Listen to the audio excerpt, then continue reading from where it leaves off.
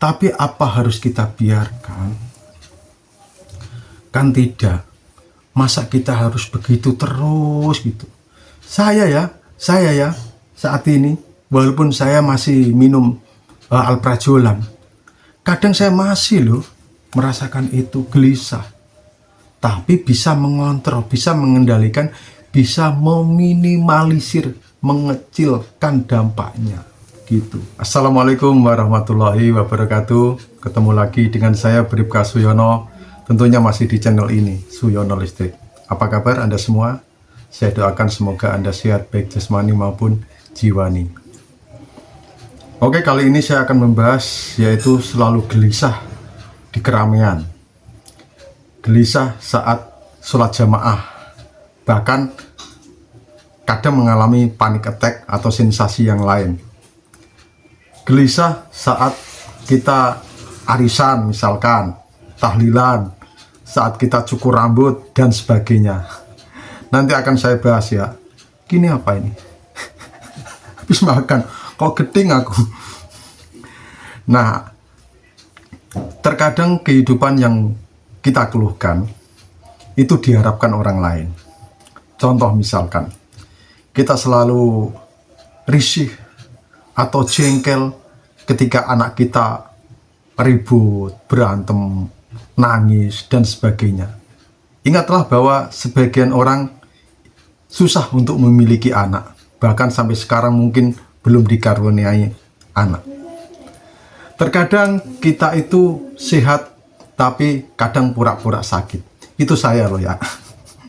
Entah menghindari sesuatu atau apa, kita nggak sakit, pura-pura sakit. Misalkan, nggak enak badan, padahal sehat. Nah, itulah dinamika kehidupan. Gelisah di tempat keramaian. Saya paham, sepaham-pahamnya, karena saya pernah mengalaminya. Saya pernah berdampingan dengan sakit ini lama sekali. Saya pernah sembuh, kambuh, dan akhirnya harus ke psikiater. Kalau dulu saya nggak ke psikiater, saya sekarang terus terang butuh bantuan seorang dokter. Nah, gelisah di keramaian ini tidak bisa kita hindari, ya, nggak bakal kita bisa menghindari. Karena apa? Kita itu makhluk sosial, selalu berinteraksi dengan orang lain, kecuali kita tinggal di hutan. Ya atau tidak? Saya pernah sholat berjamaah, baik itu sholat Jumat atau sholat wajib yang lain ya. Itu kenapa? Karena kita itu pernah mengalami, jadi kita trauma, akhirnya kita takut untuk sholat berjamaah. Takut apa? Takut panic attack datang atau sensasi yang lain itu datang.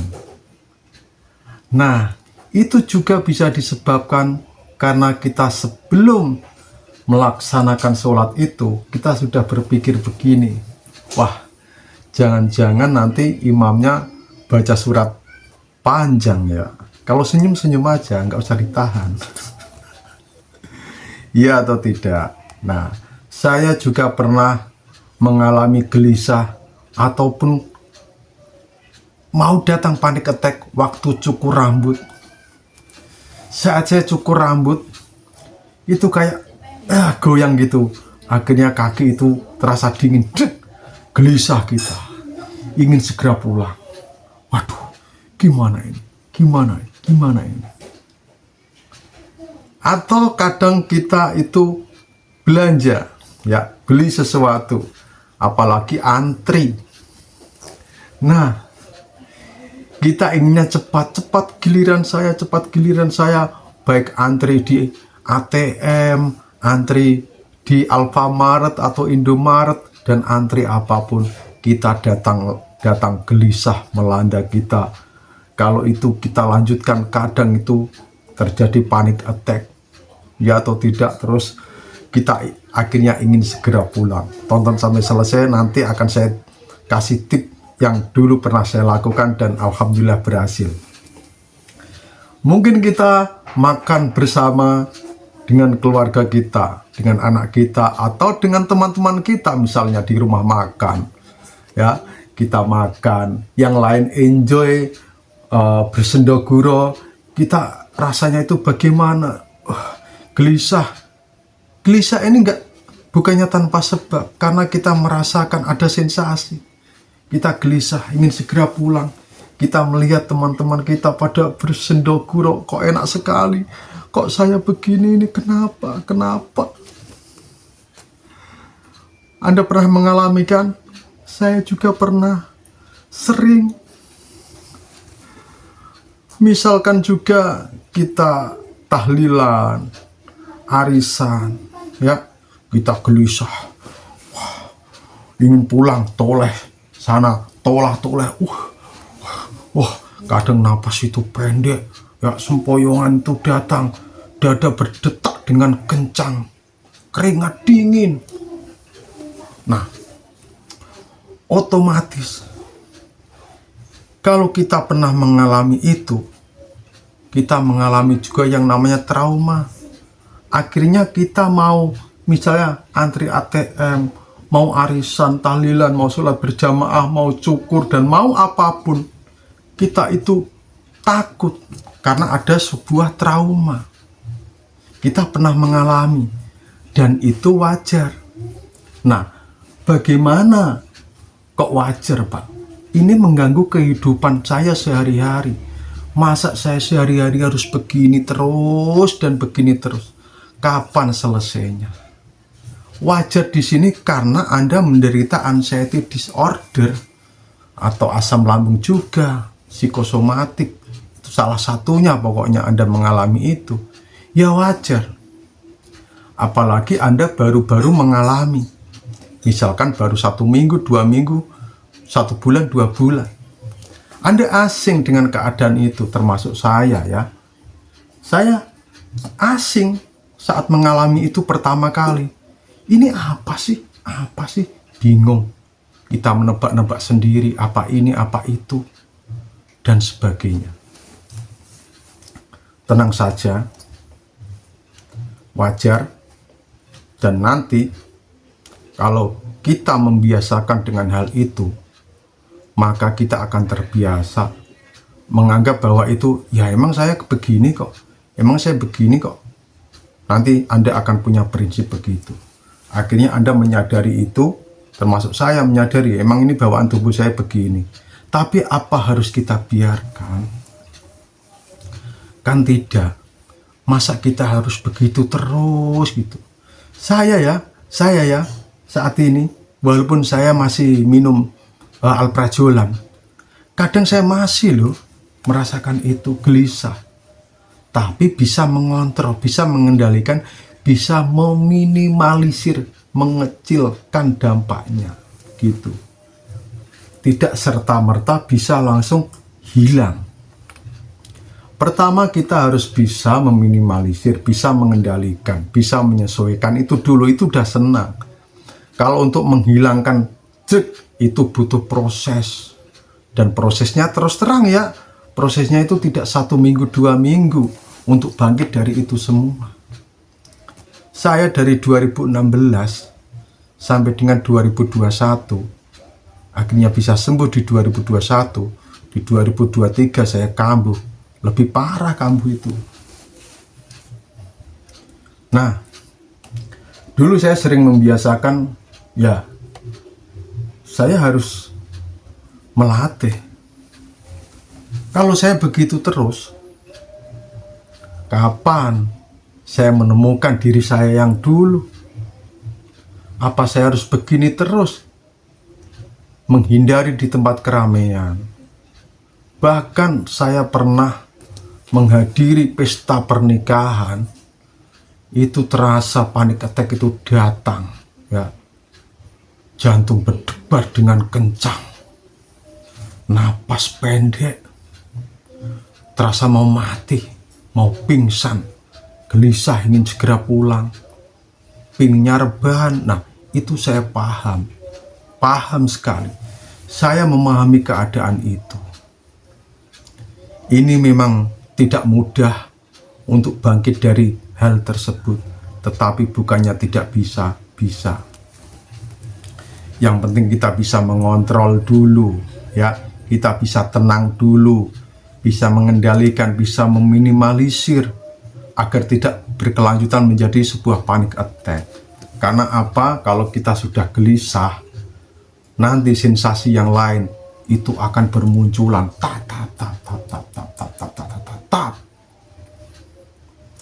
Sudah. Tapi nggak apa-apa itu, nggak bakal terjadi apa-apa. Itu hanya ya gimana ya? Hilang sendiri. Setelah kita pulang mungkin itu bisa hilang, atau kita bisa tenang dan hilang di tempat. Bahkan kita nggak bisa menghilangkan itu sampai berjam-jam. Ya, memang begitu. Jadi kita harus melatih itu semua, jangan menghindari, ya. Tetap Anda latih untuk di tempat keramaian dan sebagainya itu.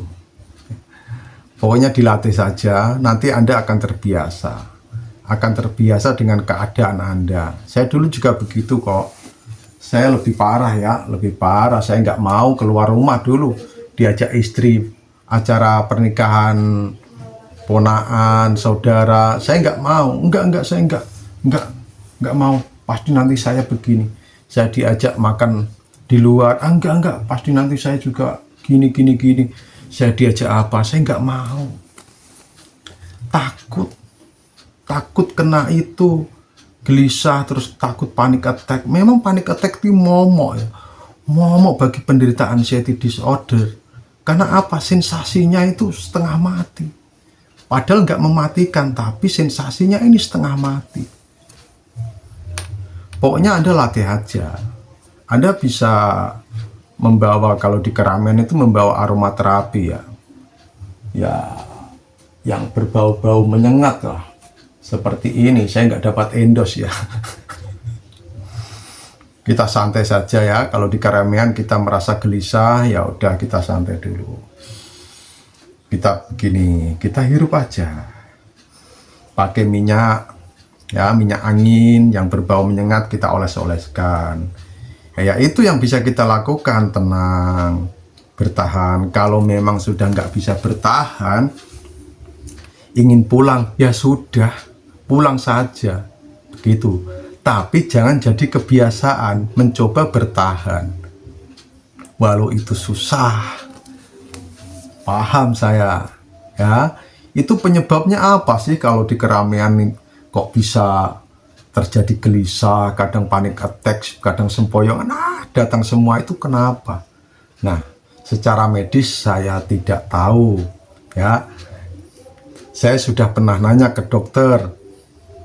Tapi ini ranah dokter yang menjelaskan kenapa begitu. Nah, begini, secara medis memang saya nggak tahu. Tetapi secara energi, secara trauma, saya paham dengan hal ini. Yang pertama pasti trauma, karena pernah mengalami ini, takut terulang lagi. Yang kedua berhubungan dengan energi. Nah, orang banyak itu banyak mengandung energi ya. Aura positif, aura negatif itu banyak manusia itu. Kita saat itu mungkin auranya negatif, ketambah orang-orang yang auranya negatif. Ada yang auranya negatif. Negatif ketemu negatif hasilnya apa? Saya juga nggak tahu itu. Kalau magnet negatif kita dengan negatif itu kayaknya tolak menolak deh. Kayaknya loh ya, kalau saya bukan ahli fisika, sepertinya loh ya, kutub negatif bertemu kutub negatif itu kayaknya sepertinya tolak menolak gitu ya. Jadi negatif ketemu negatif itu tolak menolak. Kalau magnet itu sama dengan energi, negatif ketemu negatif ya udah saling berbenturan. Itu kalau nggak salah ya, kalau salah mohon koreksi.